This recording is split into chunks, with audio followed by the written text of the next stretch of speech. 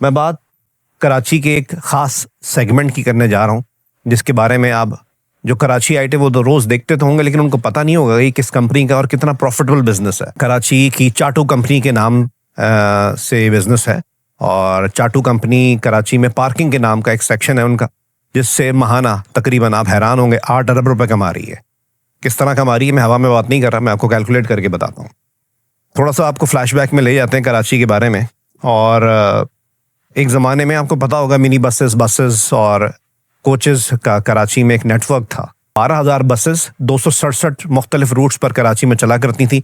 और जो कराचीआइट इस निज़ाम को समझते हैं, मैं खुद उससे मुस्तफ़ीद हो चुका हूँ, कि जिसको इस नेटवर्क का पता होता था ना, वो कहीं भी जाने के लिए कोई ज़्यादा रकम नहीं देनी पड़ती थी। वो बसेस और कोचेस में सवार होकर मिनी बसेस में बैठ के और मुतालिका मकाम तक वो पहुँच सकता था। अच्छा, उस नेटवर्क में 267 जो रूट्स हैं, उस पर 12,000 ये बसेस और मिनी बसेस चलती थी। अब इन बसेस के नेटवर्क को मज़ीद बेहतर किया जाता, ताकि लोगों की प्राइवेट ट्रांसपोर्ट ना बढ़ती, लोग इस पर रिलाय ज़्यादा करते और अल्टीमेटली शहर का स्ट्रक्चर बेहतर रहता बढ़ती आबादी के साथ। लेकिन उल्टा इन बसेस और इन रूट्स को ख़त्म किया गया। 2017 तक इन 12,000 बसेस और मिनी बसेस की तादाद घटकर हो गई 5,000। मुख्तलिफ रूट्स ख़त्म कर दिए गए। एक तरीके से इतने बड़े शहर को जहाँ मज़ीद इसको मल्टीप्लाई होना चाहिए था, उल्टा उसको माइनस कर दिया गया। अब इसकी जगह लोगों ने आना जाना तो था, किस चीज़ ने ली? वो ली जी 4 व्हील गाड़ियों ने और मोटर बाइक्स ने। 2022 की एक रिपोर्ट ये बताती है कि कराची में रजिस्टर्ड जो व्हीकल्स की तादाद थी वो 6.8 मिलियन, जिसका 86-87% जो था वो मोटर बाइक्स पे मुश्तमिल है और बाकी 4 व्हील गाड़ियाँ हैं। 68 लाख का 86-85% क्या बनता है ये मैं आपको बताता हूँ। लेकिन उससे पहले हम ये भी तो कैलकुलेट करें, कराची के रोड्स पर आपने देखा होगा गैर कानूनी नंबर प्लेट वाली गाड़ियाँ, फिर रोज़ाना शहर के बाहर से जो गाड़ियाँ आ रही हैं वो गाड़ियाँ, और फिर जिस रिपोर्ट की मैं बात कर रहा हूँ जिसके मुताबिक कराची में 6.8 मिलियन रजिस्टर्ड व्हीकल्स हैं, वो 2022 की रिपोर्ट है। और उसके बाद ये भी बताया गया कि रोज़ाना कराची में 1,000 मुख्तलिफ व्हीकल्स जिसमें मोटरसाइकिल और 4 व्हील गाड़ियाँ हैं वो रजिस्टर्ड हो रही हैं। तो 4 साल की वो नई रजिस्टर्ड गाड़ियों की अगर तादाद लगाई जाए तो कैलकुलेट करें तो 14-15 लाख तो वो गाड़ियाँ बनती हैं।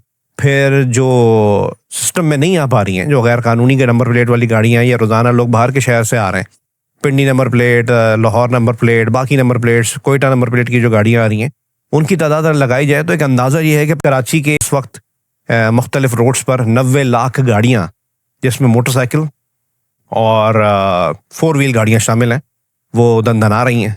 जिसकी वजह से आप कराची के रोड्स की हालत भी देखते हैं। वैसे तो रोड्स हैं ही नहीं, कच्चे इलाके हैं, लेकिन बहरहाल पक्के को कच्चा कैसे किया गया, ज़ाहिर बात है अकाउंटेबिलिटी नहीं होगी और प्रेस कॉन्फ्रेंसेस में बदमाशी की जाएगी, सोशल मीडिया पे गालियाँ दी जाएंगी, तो कौन पूछेगा। इस नेटवर्क के हिसाब से 90 लाख गाड़ियाँ अगर हैं, मोटरसाइकिल और गाड़ियाँ, तो उसका 86-67% जो कहते हैं जी मोटर बाइक्स हैं, तो वो बनता है जी तकरीबन 77 लाख। पहले सिर्फ मोटरसाइकिल्स की बात कर लेते हैं।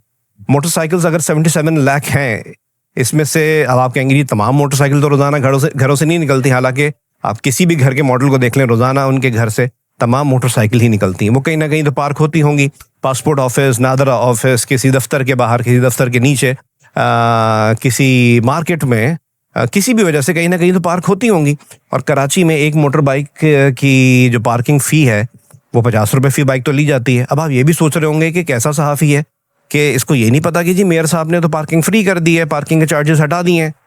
तो जनाब, सहाफ़ी हूँ, उल्लू का पट्ठा नहीं हूँ, और कराची के रोडों पे बहुत घूमा हूँ, तो मुझे पता है कि कराची की एडमिनिस्ट्रेशन और कराची के हुक्मरान, ये नहीं कि अभी पीपल्स पार्टी, इनसे पहले MQM थी या अगर कोई और पार्टी भी होती है, तो जो प्रेस कॉन्फ्रेंसेस में या बाकी अखबारों में आता है उसका बिल्कुल उलट कराची की सड़कों पे नज़र आता है। बात करें 77 लाख मोटर बाइक्स जो कराची में हैं, उसको हम डिवाइडेड बाई 2 इसको हाफ कर लेते हैं कि चले हम ज़्यादती नहीं करें, तमाम की नहीं लगा रहे, सिर्फ 38-40 लाख इसका हाफ बनता है।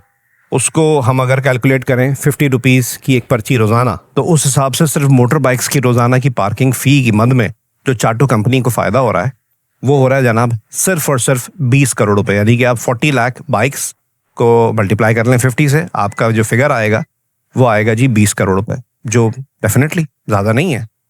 अच्छा, ये भी बता दूं मैं, एक अखबारी रिपोर्ट ये भी आई थी आज से कोई 3-4 साल पहले ही कि कराची में इंतज़ामिया ने ये रिपोर्ट अदालत में पेश की थी कि कराची में 201 पार्किंग पॉइंट्स हैं जो KMC, DMCs और मुख्तलिफ अथॉरिटीज़ के अंडर में है। लेकिन फिर वही बात कि यहाँ पे तो पार्किंग बहुत सी जगह पे ख़त्म कर दी गई है या फिर वहाँ पे पार्किंग फ़ी नहीं ली जाती, तो ये सब किसी दीवाने का ख्वाब है।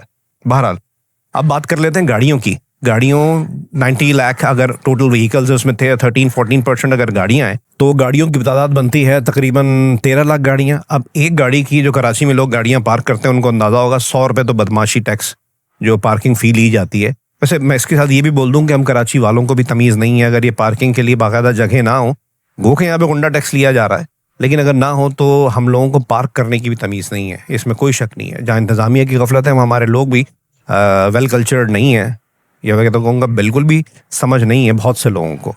तो 13 लाख गाड़ियों को अगर आप रोज़ाना की मद में ये देखें, उसको आप चलें, इन 13 लाख गाड़ियों को भी मजमूई इनकी तादाद नहीं लगाते, इसको हम आधा कर लेते हैं, 6.5 लाख गाड़ियाँ। 6.5 लाख गाड़ियों को अगर आप मल्टीप्लाई करें, 100 रुपीज़ की एक पर्ची तो होती है, तो ये बनते हैं तकरीबन 6.5 करोड़ रुपए। तकरीबन नहीं, एग्जैक्टली आप 6.5 लाख गाड़ियों को मल्टीप्लाई करें 100 से तो जवाब आएगा 6.5 करोड़ रुपए रोज़ाना के। ये चाटो कंपनी का एक मुनाफा है जो गाड़ियों से आता है। अब 6.5 करोड़ ये आमदनी जो आ रही है गाड़ियों से, इसको बाइक्स के साथ ऐड करने, बाइक से आमदनी हो रही थी 20 करोड़ रुपए रोज़ाना। 20 करोड़ रुपए प्लस 6.5 करोड़ रुपए तो बनते हैं 26.5 करोड़ रुपए रोज़ाना। और 26.5 करोड़ रुपए को आप मल्टीप्लाई करें 30 से कि माहाना आमदनी हम देख सकें, तो तकरीबन 7 अरब 95 करोड़ रुपए। आप खुद कैलकुलेट कर लीजिएगा, 7 अरब 95 करोड़ रुपए बनते हैं। ये है माहाना आमदनी, और चाटो कंपनी का एक सेक्शन है सिर्फ ये। जब भी तो आप सोचते होंगे कभी कभी कि इतनी अखबारी रिपोर्ट्स आती हैं, अब तो खैर रिपोर्ट्स भी नहीं आती, फिर आपके झगड़े होते हैं, पुलिस वाले सामने खड़े होते हैं, लेकिन किसी के बाप में हिम्मत नहीं है कि अगर आपका मुंह फाड़ दे कोई सिर्फ 50 रुपए की पर्ची के लिए, या आपकी गाड़ी का शीशा तोड़ दे कोई पार्किंग वाला सिर्फ 100 रुपए की पर्ची के लिए, कि आप सिर्फ ये कह रहे होंगे जी मेयर ने तो कहा है कि पार्किंग ख़त्म हो गई है, तो कोई पूछने वाला नहीं होता। चाटो कंपनी की कमाई का एक छोटा सा हिस्सा है, और अगर मैं एक पीस में रहा तो अगली किस्त में इस चाटो कंपनी की कराची से अगली कमाई का जो डिटेल है वो भी आपके सामने लाऊंगा। सलामत रहिए, बहुत शुक्रिया। और आपसे एक रिक्वेस्ट कि अगर आपको चीज़ें मुनासिब लगें, ये कंटेंट मुनासिब लगे, तो इसको शेयर भी कीजिए और सब्सक्राइब भी कीजिए। बहुत शुक्रिया जी। कीप वॉचिंग मेरे लोग।